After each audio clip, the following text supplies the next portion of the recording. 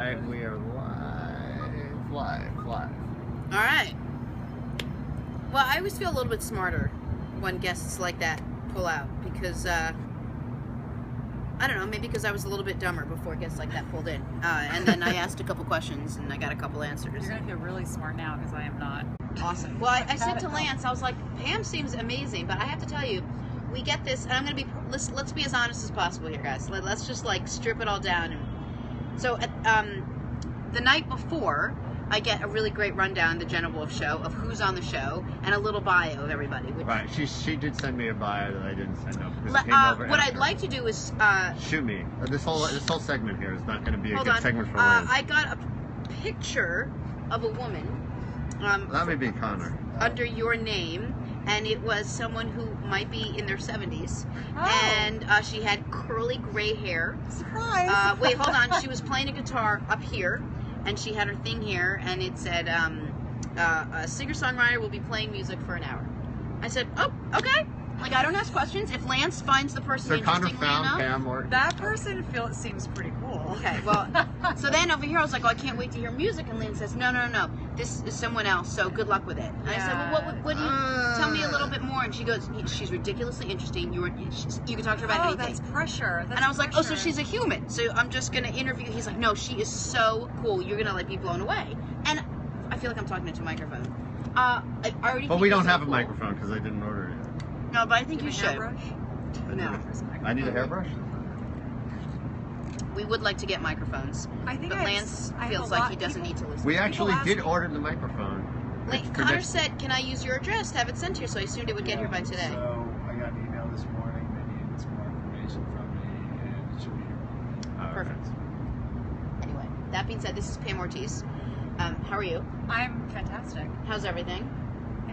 Well, it's been interesting. Well, you know, I'm a native New Yorker. I live in Florida now, and I got the hell out of Dodge just in time.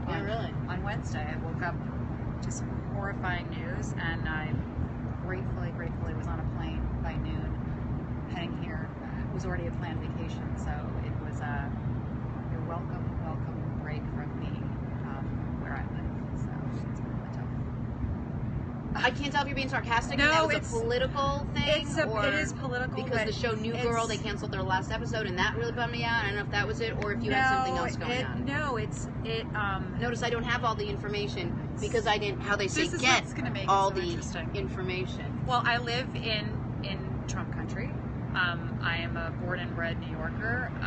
It's not the easiest living there, but I've carved out a nice little community, especially of women and fellow moms of diverse backgrounds. And we all woke up Monday morning extremely fearful of what the future holds for us as women, and for us as some of us as minorities, whether they be ethnic minority or they're gay or what have you. And it was very sobering, very sobering. And I fortunately was able to get on a plane a few hours later and come here and not feel like I'm different here.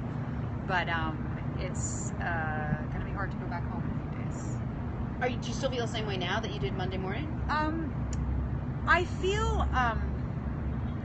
I feel good being here. I mean, there was a protest, and I marched in the protest on Wednesday night. Here? Yes, here in New York. And I felt very empowered. I felt empowered. I was angry, and I feel a lot of people just needed to vent their anger about what happened. The shock and for many of us, the horror of this person becoming the future of our country. And it felt good.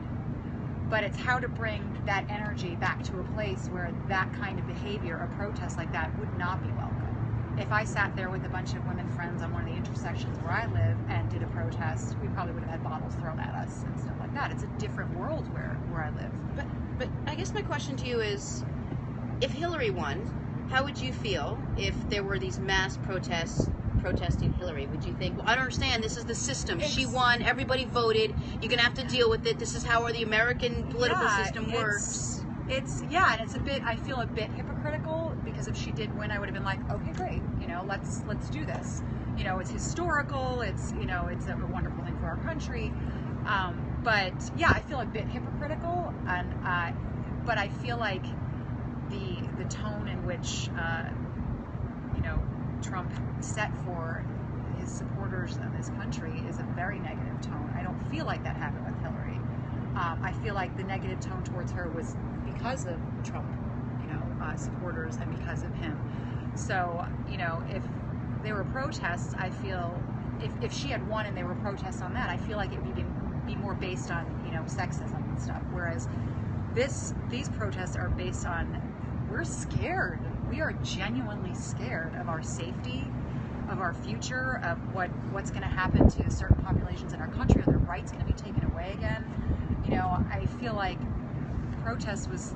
I mean, clearly I'm biased, but as a as a Latin doesn't woman, sound that but way. I just feel like our fear is based on things that he has said to me, to people that I love, and to people that are raising children that have to explain to them, why mommy was crying this morning. I mean, how do I explain to my 3-year-old why mommy was crying? He doesn't understand what a president even is. But what do you think the bigger message is? That you don't always get the person that you're rooting for, that there is a thing called democracy in this country and in life, sweetheart, when you talk to your child, that's why we have the civic duty to vote. This is what voting means, and more people just voted for this guy, so maybe it is commentary on us as people and less on him.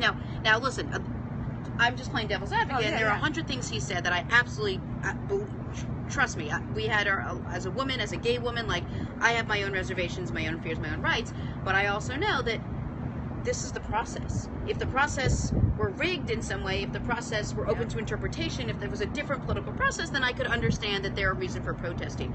But I have a hard time understanding what you want to get out of the protest until you said it just was a place for me to vent. I understand that. If you went into it thinking we want something to come out of it, then I think there's a different story there, because then I think you're really disrupting the American traditional historic political process, and I think that is more damaging than the person that's in office. If anyone can just say, well, I don't like that guy, so we're just going to keep protesting until we get our guy in. I honestly think people are just angry right now. What we need to do is take that anger and fear and turn it into something, wherever you live, something that can make a change.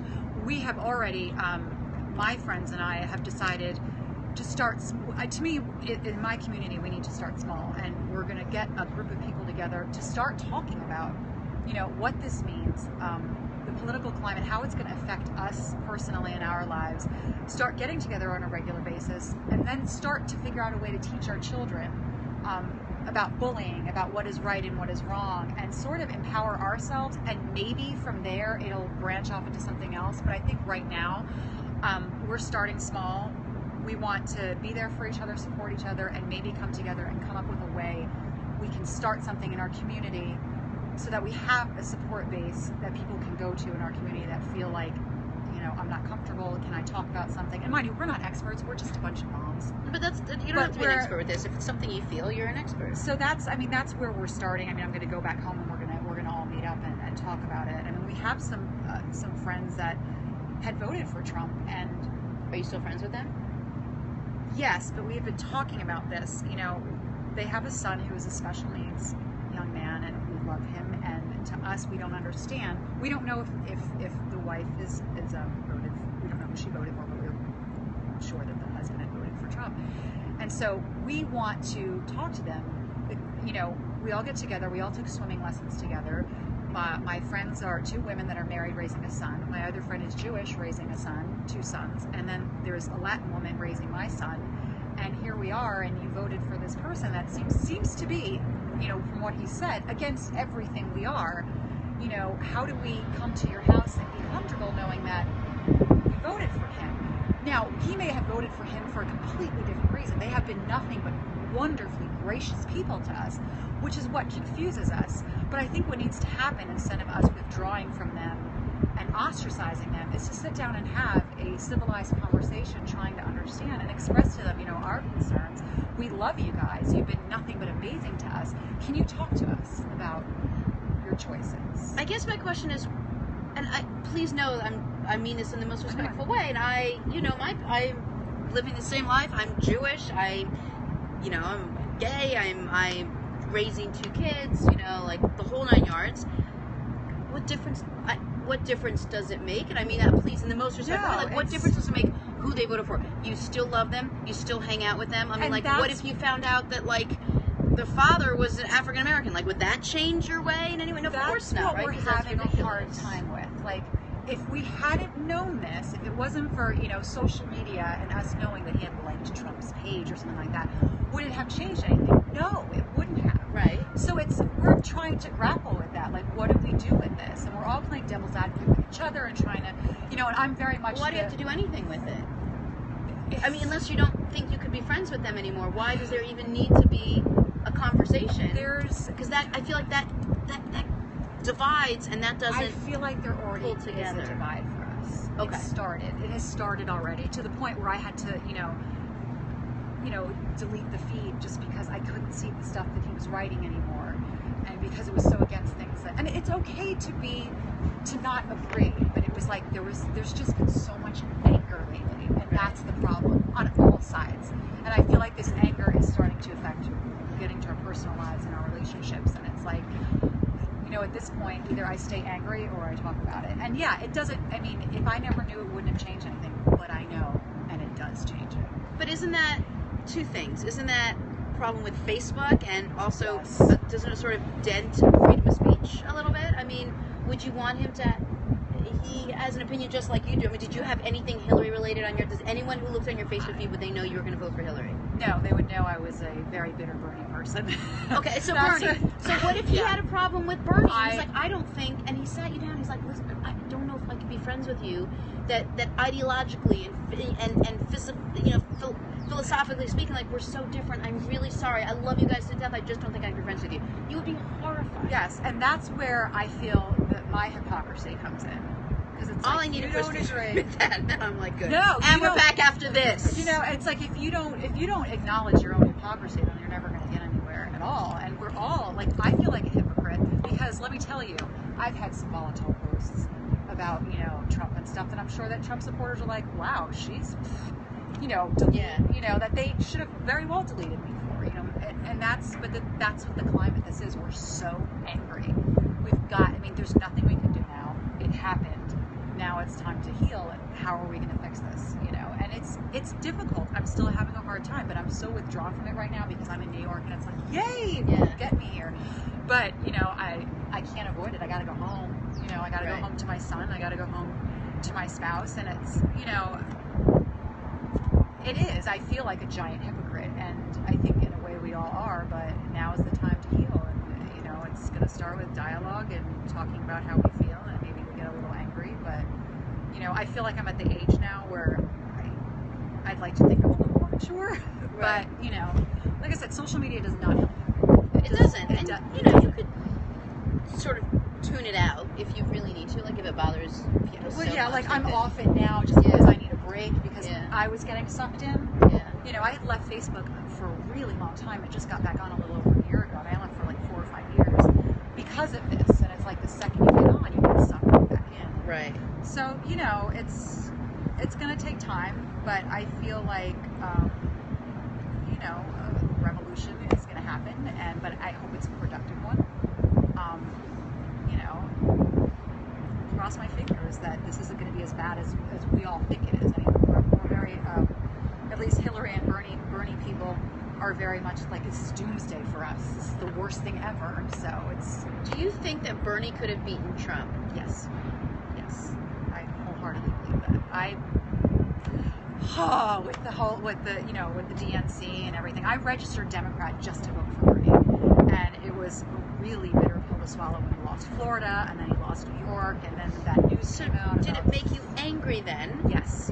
Okay, so what she did make you angry, right? She was fed questions by the DNC. She was fed questions by CNN. Debbie Wasserman Schultz was in her back pocket, pushing for her the whole way, right? That's the kind of stuff that made me angry. Yes, I was very, that very made me angry. And it wasn't easy for me to. I did vote for Hillary. That was not an easy decision for me to make. It was not. And as a woman, it was hard because it was like I'm very put a woman in office and everything, but I felt like the way it was done was just wrong. And being from Florida and Debbie Wasserman Schultz from Florida, that was like the anger, and it was really, I mean, I was so depressed when he lost the primary, and then the news came out about, you know, she was just so, it was disgusting. I'm like, you know, this is just not the way, but it's politics. Okay, so it's politics, It's right? politics. I guess I wanted you to say that. I'm under It a is. parka here. This is my Gore-Tex parka. You'll excuse me. I went from 3rd-degree burns, and now it's like The weather sub-zero. here changes like it's. Yeah, it changes. Like, are you okay? I am fine. Okay. Because I'm sure any of these gentlemen would take. Connor, take that shirt off.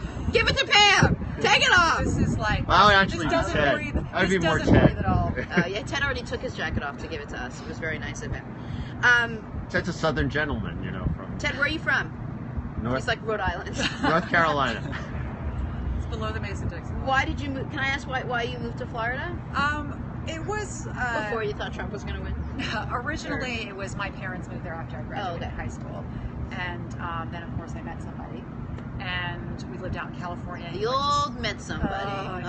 How And far then- we've been dragged with all of that, yes. I'll tell you. And then we moved out to California. He went to school there, and then he's born and raised in Florida. We moved back to Florida, so I'm like, I'm never coming back here. Yeah. And now I have a 3-year-old now, and so we're there to stay. And but where we live in Florida, we live about an hour outside of Orlando in the Daytona Beach area. It's Trump country. Yeah. Orlando is a different world, so that's difficult for me. But I never felt different. My neighbor, I never felt different from my neighbors. But when I woke up Wednesday morning, I did, and I felt really like.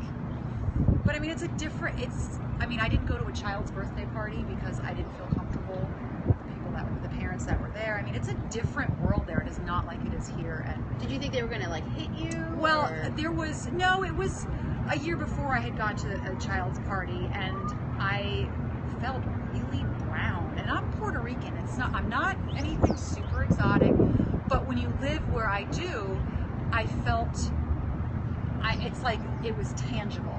I was uncomfortable, and my son's very much an introvert and was playing off by himself in the corner, and I was, sitting there with him, and I guess a lot of people, when I was a kid, they just dropped the kids off. Now parents come to parties, and it was the husbands did this circle around me, and I didn't know whether it was like, hey baby, or it was like, we don't want you here. I mean, it was uncomfortable. And the thought of going back and putting myself in this situation in this political climate, right before election day, I'm like, I can't, and that would never happen here, but it happens there, and it's gotten more and more uncomfortable for me.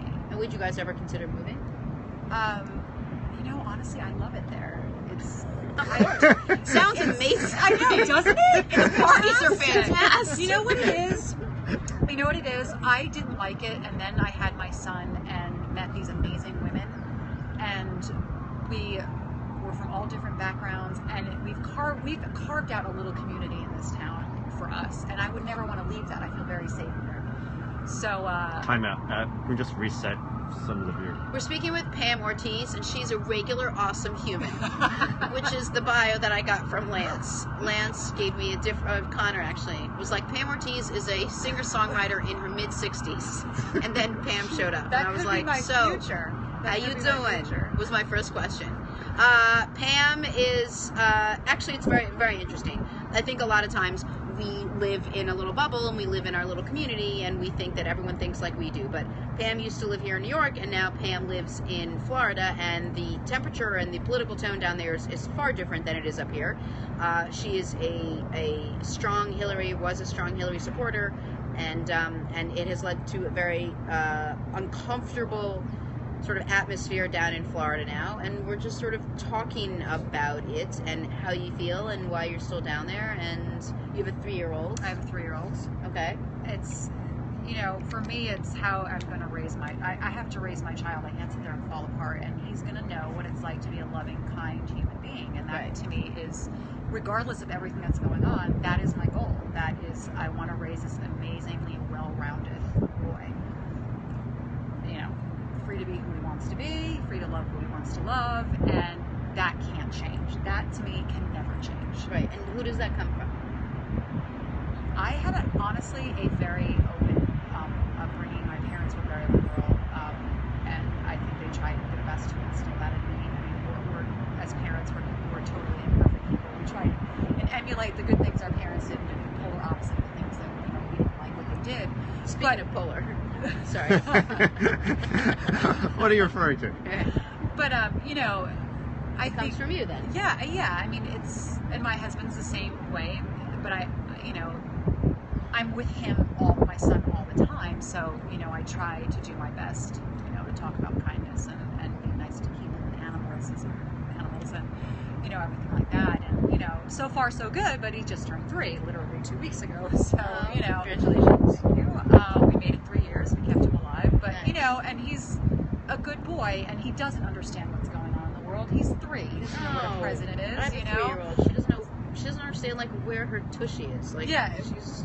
Well, my son They're really definitely into that, knows right? that. Oh. Yeah, everything is tushy, I- duty, tushy. I'm like, enough. You're gonna get a timeout. Oh, Annoying. I don't know if it's boys or girls, but whoa. And I grew up with all girls, so this boy world is a whole different world. I'm telling you. Oh.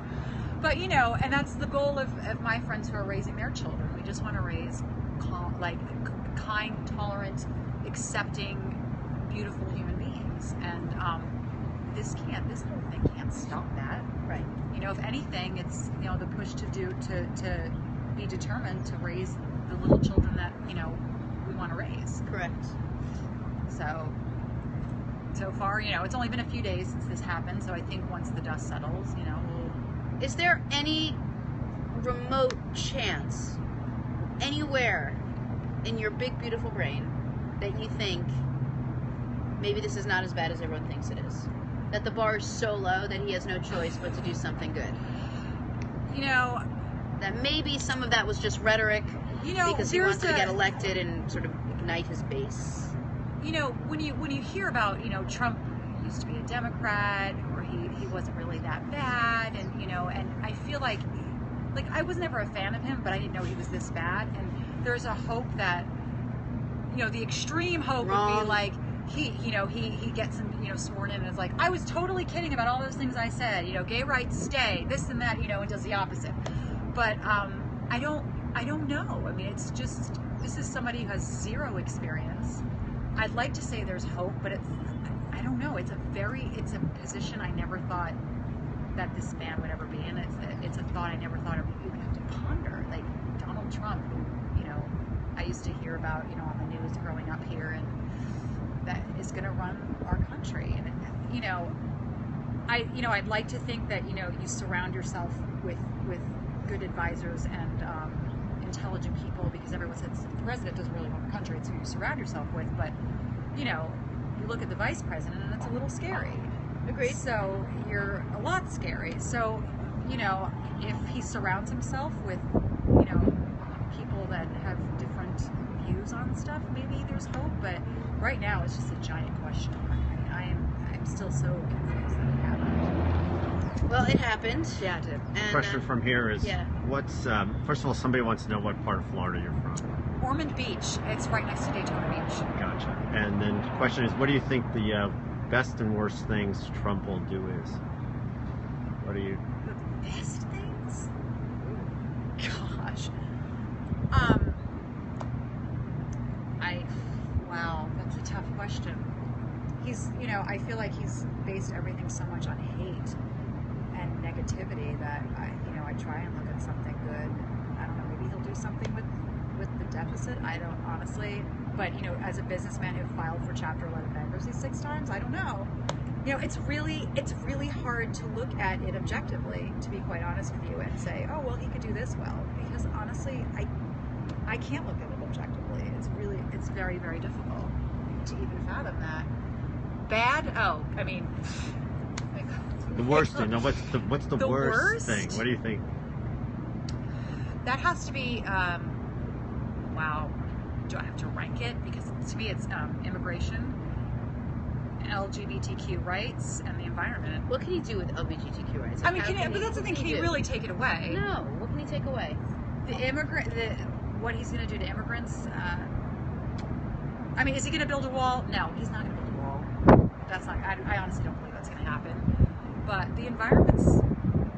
That's the Dakota pipeline. That's a big fear. So I don't know. Rank any one of those. Rank any one of those. If I wouldn't have as much fear if maybe Senate or Congress Congress were controlled by the Democrats, but we are like, it is Republican all the way. So that's where I'm like, ugh. So, got to get the base out and start fresh. And Yep. if all these protesters are as serious as they are, then get yourself a Democrat.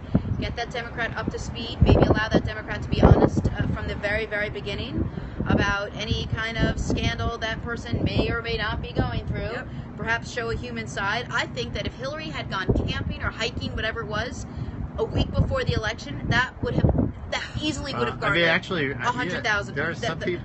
That could have won her Michigan. I'm not joking. I craved something human from her.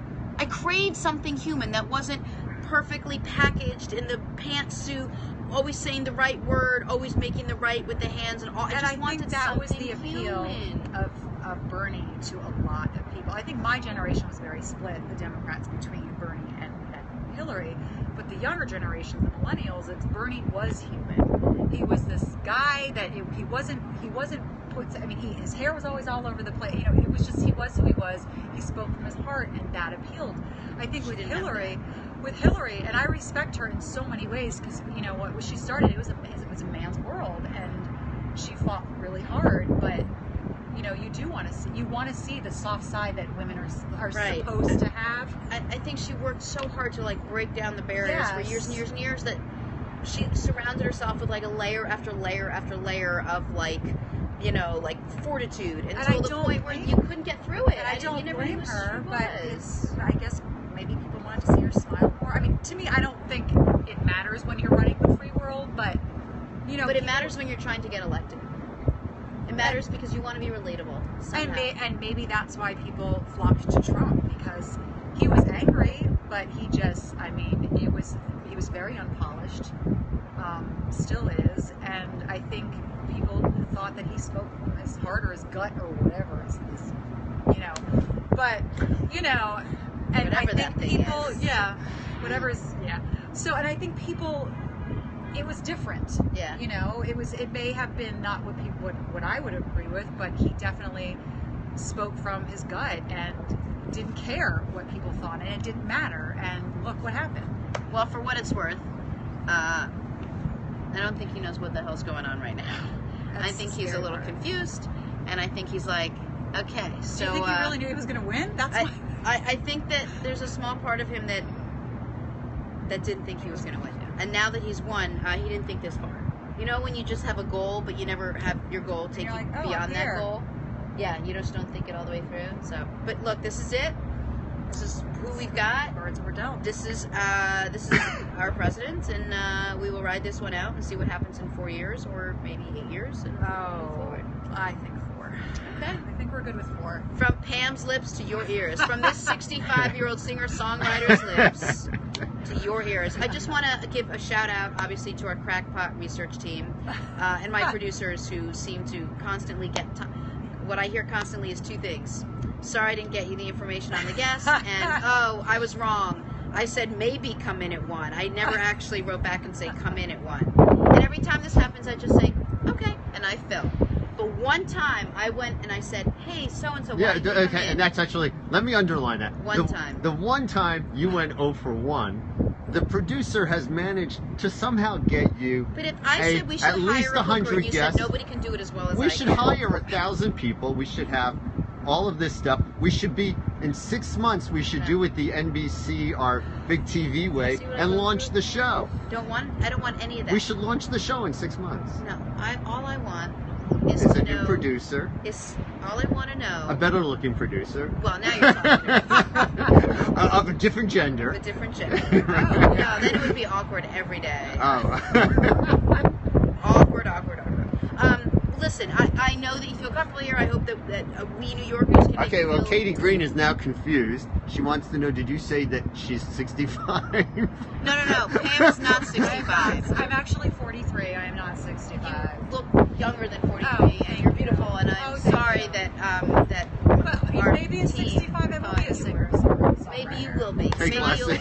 Sky's the look limit. like the woman that was sent to me, who I prepared Now I for. have to see her. If I ever meet her, I'm going to be able to ask her a lot of questions, because I actually do research on the people that are sent my way. There's not much out there on me, but that's okay. And the reason there wasn't much out there is because you're not the person they actually sent No. to me. But that being said, like, I loved having this conversation with you. You know, I challenged you a little bit because everyone needs to be challenged, and if anything, it hones your position and hones how you feel. Yeah. And There's nothing wrong with admitting that you're wrong or you're a hypocrite. To me, that's how you become enlightened. Sure. You admit your faults. It's how you grow as a human. And I have no problem publicly admitting, yes, I'm a hypocrite. I think we all are, and I think the more you own that, the more you grow, and the more we can get together and get something done. Just own your stuff and let's go. own your shit, people. Own your Own shit. it. I wasn't sure if I could say that. Did but- you? I just said it. Okay. There you go. Thank you. Safe travels back to Florida. Thank you. Good luck down there. If we ever end up in the Orlando area, Let me know. we are definitely going to give you a Let me call. know. And if you come back to New York, come stop by. Oh, I will be. Oh, absolutely. Let us know how you're doing. Absolutely. We'll sit back here and we'll Yes. rewatch this interview, and then And then you'll we'll tell talk us if about we still feel what's- the same way. And if Pam's voting for Trump in 4 years. If you're voting Oh, yeah. Pam Ortiz, thank you so much. Thank you so much. All right, Appreciate it. we're going to take a break. We'll be right back. Woo!